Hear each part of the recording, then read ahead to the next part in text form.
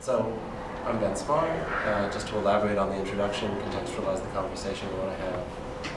I study biological rhythms, so circadian rhythms, ovarian rhythms, annual rhythms, and trying to understand how advances in sensor technology let us listen to our bodies much more continuously than in the past. And so how do we take advantage of these natural rhythms to understand the kinds of changes that are happening when we're healthy and then when we're getting older, when we're getting sick, and building preventive medicine applications that way.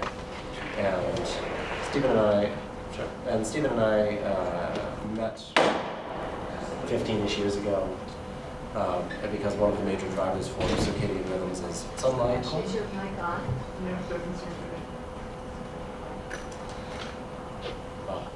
Is that, yeah. Ooh. Okay. I study light, not sound. So, circadian rhythms, of course, strongly driven by sunlight, and in the modern environment, we're very divorced from natural light. And we all have artificial light from our phones and this sort of thing. And so Stephen and I were talking about, isn't light neat? Isn't biology neat? And I didn't know him at the time, and he goes, yeah, light's pretty neat. So, Stephen, why don't you tell us a little bit about your relationship with light, your background?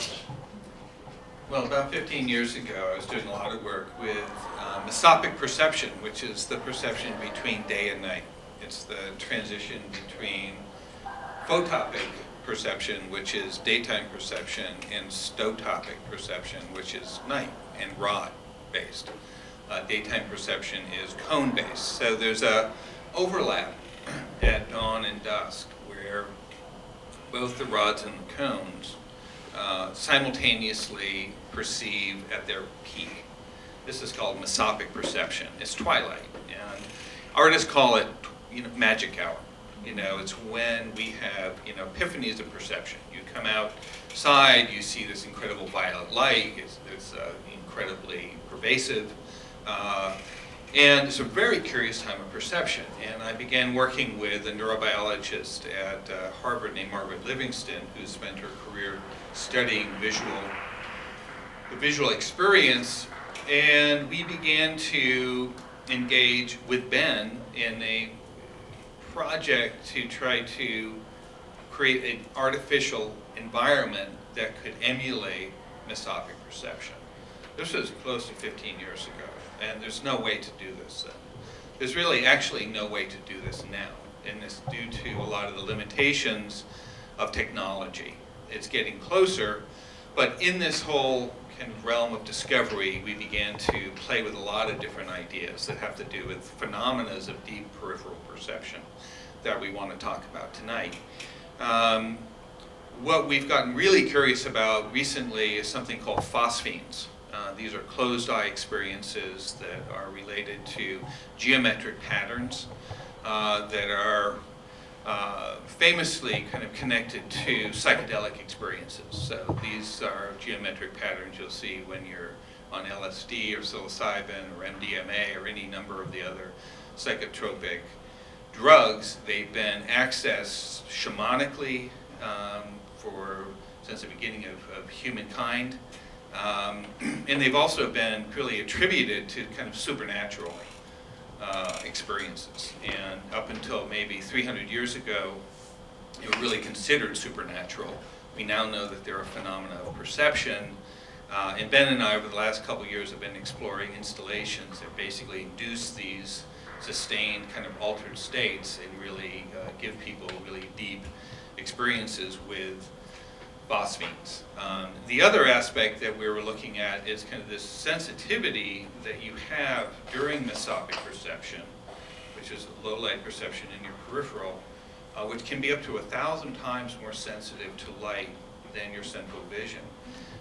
And these are areas that, and I'm going to let Ben get into kind of the neurobiology of perception because it'll add some depth to why this perception is so unique and why it's been attributed to supernatural experiences for so many hundreds of years and still are in a lot of cultures.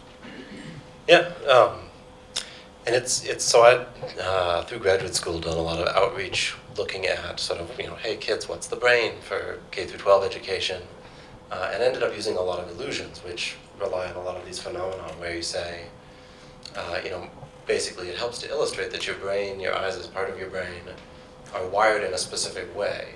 And so they do a very good job of letting us fill in what we think of as our reality, but they're actually cutting a lot of corners to do that. They just don't have the bandwidth, basically, to actually take all of the information in the environment and accurately map it back to the brain in real time. And so they're saying, well, you know, I sort of know what a person looks like, so out of the side of my eye, I go, yeah, that must be people, and I just fill things in, right? So when you just have a closed eye experience, for example, you still have some activity within your retina, and either photons are getting through the lid of your eye, or actually there's just spontaneous activity at a very low level, and when it's flooded with photons because your eyes are open, that sort of noise is drowned out and you don't notice it. When you close your eyes, you block off that input, and the noise becomes what your brain is trying to interpret as signal. And because it's trying to fill in things that make sense, then you end up generating these stable patterns.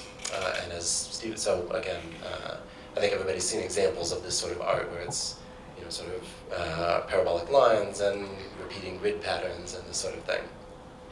Infinite tessellations and fractal patterns.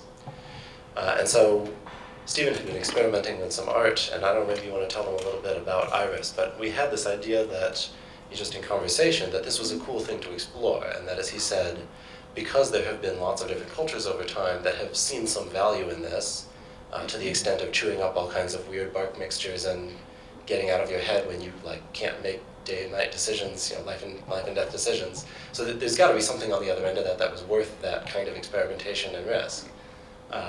Maybe there's something that, even if we don't take along the mystical underpinnings that came with it historically, maybe there's some value there if we could help people sort of experience that sort of thing safely. And so that, I think, in part led to you doing this Iris installation. So maybe you want to talk about that a little bit. Sure. So a couple years ago, I live in Santa Fe. The Santa Fe Institute began something called the Interplanetary Festival. And the first year was really an exploration, and the whole kind of purpose of this festival is really to look at what happens to human beings in the event that we end up with really long-term space travel. And they turned to me and said, give us some examples of what might happen in the sensory body. And I turned to Ben, I turned to some other cognitive scientists and neurobiologists and neuroscientists, and pretty much, everybody says there's going to start to be quite a bit of hallucination. Somatic hallucination, audio hallucination, and visual hallucination. And I'm focused more on visuals, and in fact have had my own experiences with this type of hallucination. So I began to explore how I can induce this. How can I give people an experience of these types of closed-eye hallucinations that are really the mind searching for visual meaning, looking for a place, looking for horizon, looking for meaning in the environment. And so I began working with rhythmic light and sound and the idea of entrainment, and came up with an installation that we called Iris, which was basically a hexagonal mirrored space with a 23-inch sphere that had several thousand LED lights in it, and a floor that was implanted with transducers that vibrated at certain frequencies. And 3 or 4 people would get in. Go ahead. I was just going to say, if you want to imagine it, it's sort of like the cross between a disco club and a phone booth. So it's very, very tight space with this really bright strobing ball in your face. Floor is vibrating. So sort of sensory saturation as opposed to sensory deprivation.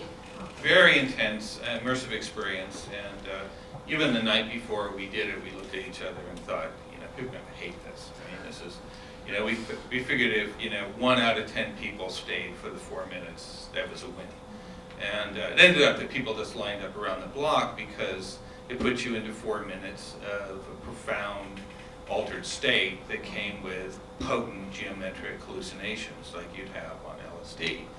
And in the 3-week period, we put over 1,000 people through the experience, and we did a lot of EEG. We looked at brainwave conditions, and we just listened to stories of what people experienced, and it kind of blew us away. Yeah, no, I love Stephen. We've been friends a long time. It honestly really blew me away how successful this was. That, we were worried, okay, well, it's sort of a neat experience, but probably that's because, we know what's gone into it. He's built this thing. We're sort of obviously biased into it in that way. Probably people are going to come out, it's too loud, it's too bright, why are you doing this to me? And to a person, I was there the first weekend of the exhibit and saw a few hundred people through. To a person, it was, wow, I feel really relaxed, like I feel really de-stressed from that. I saw all these interesting patterns. We had a few kids go through with their parents and they said, oh yeah, no, and I saw these shapes, and that was so cool. And it was just really interesting, again, from a neuroscientist perspective and somebody who tries to have the science have application in society, right, to actually do some good. It was a pretty profound thing to see that not only the experience itself was fairly profound as a ride goes, right, but that you really could, in this fairly safe, fairly easy to can way, give people a kind of an idea that this sort of experience is real and exists and is not just something that, that hippies talk about. And that it might have some emotional salience. So that as we start to see things like the reemergence of, ketamine or low-dose hallucinogens in psychotherapeutic environments, that there's some validity to that, right? That maybe, again, there's some learning to take from our history rather than just to burn it all down because, sometimes those people also believed in magic, so there must have been no good in it. And I like that a lot because I think one of the things science can do these days is celebrate science being sort of retro cool, right? And saying, well, people used to have this idea that these things worked. Sure, maybe not all of it is exactly necessary, but they must have done it for some reason, right? Was there some kernel there that's actually useful and interesting? Sometimes the kernels boil down to things like ritual, but we just haven't had the technological ability to explore these sort of extreme different sensory spaces before. And so then trying to couple that to EEGs and say, can you make this personal? Can you actually see how different brain regions are responding? And the preliminary data we got from these events was that people's brains really respond in the way you would expect somebody sort of deeply mellowing out to respond. So it's very exciting. So Stephen, we've talked before maybe about sort of where this low light peripheral perception plays into religion, and talking about sort of the similarity between twilight groves and old cathedrals, and I know you have lovely ways of describing that. Maybe you want to talk about some of the inspiration behind both this more extreme and the more subtle and where they come together. Environment. There's no the fact that temples and cathedrals are really designed to put you into these deep, low-light, mesopic environments, and a lot of them include incredible colored stained glass. When you look at, and even going back even further, looking at shamanic ritual, and looking at the cave art and rock art that describes geometric patterns, and this goes back tens of thousands of years. I mean, it's unbelievable how long humans have been documenting experiences that have been compelling, that are non-ordinary states, that are not direct visual experiences but are sensation. But in terms of the deep peripheral, there are things that happen out here during that time that you can only experience as sensation, and if you try to look at it, it disappears. So it's only there because of the sensitivity of your rods and because of the qualities of light and frequencies that are available. So there's no wonder that people had all these experiences of seeing a glowing something out here, and then looking at it and it's not there, and they think, well, that's a spirit, that's an aura. And auras are really a deep experience of peripheral vision where there's contrast. Okay, so if there's a person ahead, and there's light behind them and they're dark, and you stare forward, and you can try this at home, and just kind of really open up and have sensitivity. You have to learn how to perceive in your peripheral. You will begin to see all kinds of phenomena out there. So going back and kind of looking at that history was just profound to me. I heard a story about, it's a famous story about Pythagoras, who visited a cave that was in his region, and there was a crack in the rock, and there was flickering light, and he saw geometric patterns which are involuntary. You don't choose to, if you're in the right environment, you see these, and I'm sure many of you have had experiences even in a subway with lights going, flashing, and you see patterns and so forth.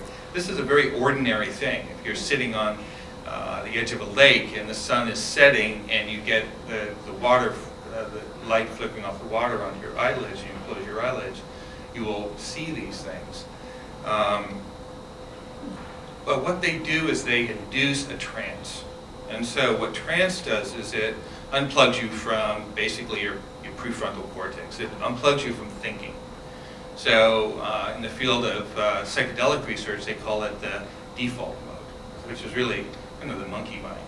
So that's one of the things that happens, and one of the reasons why things that have been attributed to supernatural, like shamanic ritual and so forth, have always been very effective, because what it does is it basically takes the monkey mind and unplugs it for a period of time, and you essentially abide in the nature of mind. Part of the nature of mind are things like phosphanes, are phenomena of perception that are very alluring and very beautiful, but they're deep into your kind of peripheral visual field. Not that there's a direct correlation, but in the world of neurobiology, when you stare straight forward, this is called conscious perception. Your mid-peripheral is subconscious perception, and your far peripheral is unconscious perception. And there are some psychologists who really feel that there's a correlation within the mind, within the psyche, to these areas, but it's not a well-documented area. There's a lot of research that hasn't been done. Ben and I are playing around with some ideas now, but that's basically... Yeah, no, and I know we only have a couple of minutes. I think this is a really fun moment culturally to be re-exploring these issues, and I think that description was a terrific tee-up, especially these days, right? Everybody's concern is it damaging to have our focus be exactly this, right? And it's very focal. It's absolutely not attending to these sort of subconscious and unconscious peripheral regions. But if you think about the context of how the human mind evolved, that was not with phones, right, for most of our history. And so you could imagine that the mind evolved to make use of this peripheral information, even if it's not something that you're consciously attending to, right? And the first thing I said getting up here was how your brain is filtering out all this content based on what you're trying to attend to, what you're telling it is important. And we're really getting into the habit of telling it specifically, do not waste energy on all this peripheral stuff, when for most of the history of humanity, that was really baked into the experience. And so, is there a way that we can start to take advantage of that moment in culture to say, that's actually kind of cool because it reminds us maybe there's something going on out here that we haven't captured, right? That we don't know how it works, which as a scientist is the fun part, right? It's what's the new thing that we get to be discovering? How do we figure out how to study that? And of course it overlaps with art very much because we don't know how to describe these experiences. We don't know how to capture how different people are having these experiences. But what we can agree on is that we're all fundamentally human. We all share basic brain architecture, basic eyeball architecture. And this is, as Stephen said, it's one of these profoundly shared experiences across time, across cultures. So something is happening, which is, again, it's sort of exciting to say, well, but what is that? How would we get at what that is? And maybe there's value there in terms of reducing stress or helping people get over PTSD, helping people sleep better, all kinds of useful things that have become more common as attention has become so fixated. Great, so I think our time is up, and if there are any questions. Yeah.